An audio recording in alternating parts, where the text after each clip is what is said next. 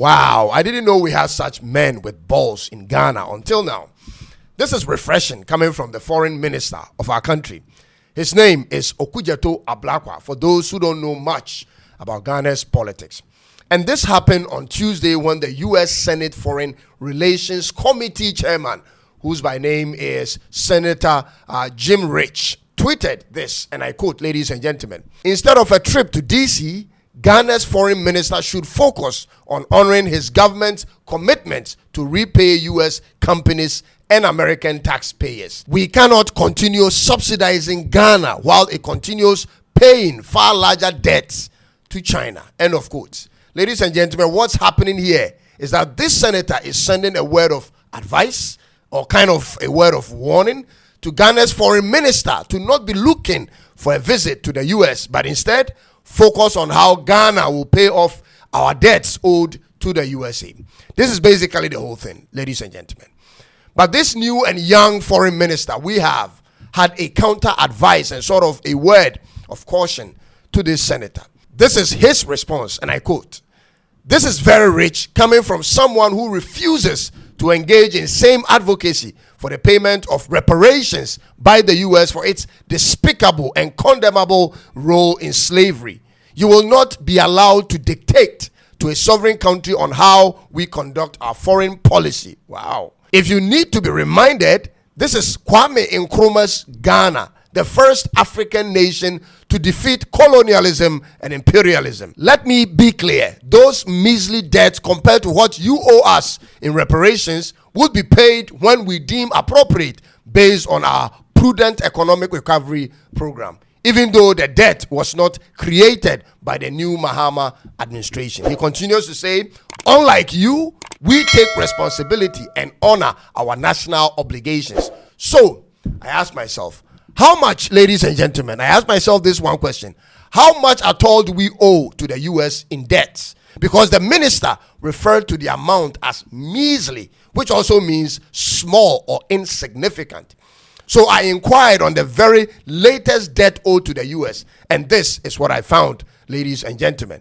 Ghana's official bilateral debt to the United States and other official creditors stood at approximately $5.17 billion as of December 2022. And I laughed, ladies and gentlemen. $5.17 billion only, ladies and gentlemen. I'm not bragging or being overly confident or silly or ignorant, but I promise you this. For a country like Ghana, with the volume of gold under our feet and the totality of our resources, ladies and gentlemen, this is chicken change, for a lack of a better word. Ghana could be easily making that amount of money every week from one gold mine if we own one in our country. These types of monies for even Benin Republic or Togo should never have been an issue to raise.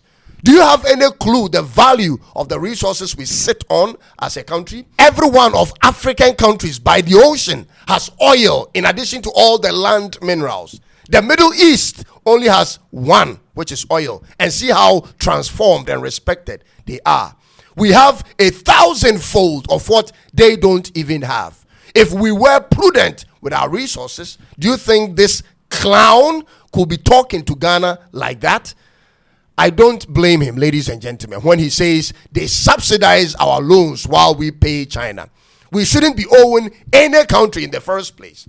Ghana shouldn't be begging for subsidies or protection from anyone, ladies and gentlemen.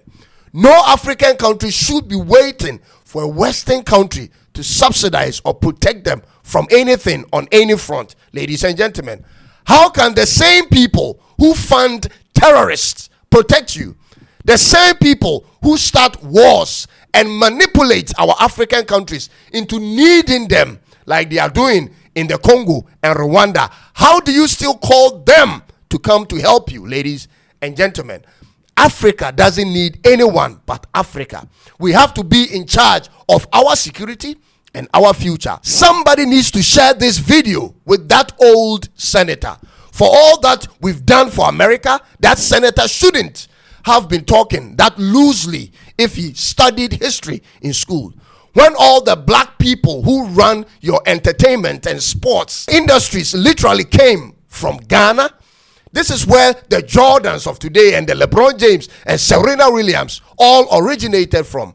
As a matter of fact, ladies and gentlemen, this is where you got all those slaves and industrial hands to work for more than 250 years to build America without compensation. No monthly salaries, no pension fund for them for that long. What are you talking about? The man is old, and old men suffer a lot of memory loss. That is his problem.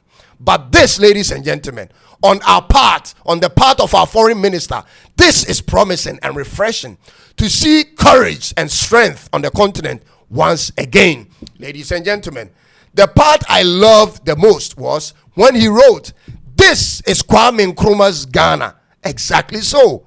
The one man who conquered colonialism and imperialism and set up the whole of Africa on the path to independence. Just one man. This is the country he gave birth to. This is the Ghana who is a leader and has the ability to trigger a continental uprising. Black people must know our history and wake up from this coma we find ourselves in. It is long overdue, ladies and gentlemen. We need to start being responsible to our own development and stop leaving it in the hands of these Westerners. But having said all this, ladies and gentlemen, we don't sit back and fall into the crisis that made us go to America and borrow in the first place. We get up and we get to work. Okudzeto, you have a lot of work on your hands. I'll tell you this for sure. We have to start developing our manufacturing industries. Where are our fabric industries and plantation farms and steel industries and processing plants? We need to make it a state project and not leave it in the hands of some private sector people. After 33 years of leaving it in the hands of the private sector, in the hands of these same people who have run our country for 33 years, this is how low we have become, allowing for foreigners to hijack our economy.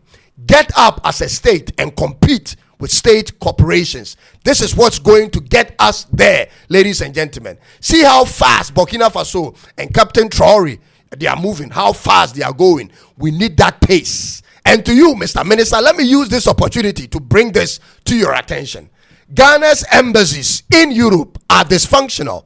Ghana's embassies in Europe is bereft of providing assistance to our people at every level. And I have too many people in my DM encouraging me to speak on this subject. This is what is happening, Mr. Ablakwa. Our Ghanaian brothers and sisters who have acquired additional passport from European countries who are attempting to get visas to come home are treated worse than Europeans at our own embassies. They book appointments and are told to wait for months and are spoken to haphazardly without providing any solutions. Meanwhile, Europeans walk in and walk out in seconds holding visas.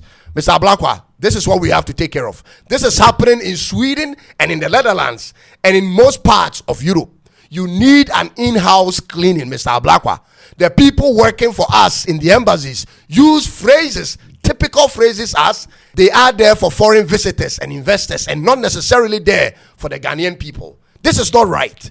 Ghanaians with foreign passport shouldn't have to struggle for visas to come back home. And by the way, Mr. Ablakwa, how has it become so easy for other nationals to acquire Ghana's passport? Mr. Ablakwa, we are told Europe is populated with people, black people from other parts of Africa, particularly from Nigeria, who use our passports. Have you been briefed on this situation, and what is your plan to tackle it, especially when they use our passports to engage in criminal enterprises, Mr. Minister? This has been a constant problem for more than 30 years and still persists. How will you address this, Mr. Minister of State? I like how you addressed the senator, but there is work to do. This generation is going to be the generation to make Africa totally free. And it starts with our love for our countries and our willingness to stay and develop the countries. For nobody is coming to save us but ourselves. And to the NDC party, I'm not one of you. But if I had to vote for someone from your party after John Mahama is done, it will definitely has to be someone who has the balls to stand for our country, whether at home or overseas. Someone who is patriotic enough and puts Ghana first. It has to be someone who has the level of self-esteem that sees himself as equal to all men, whether black, brown, or white, and not intimidated by Europeans. Ladies and gentlemen, thanks for taking time to watch this one. I'll come your way again with another one very soon. Until then, God bless our homeland Ghana and make our nation great and strong. Remember to subscribe and click on the bell for more of my content. It is bye-bye for now.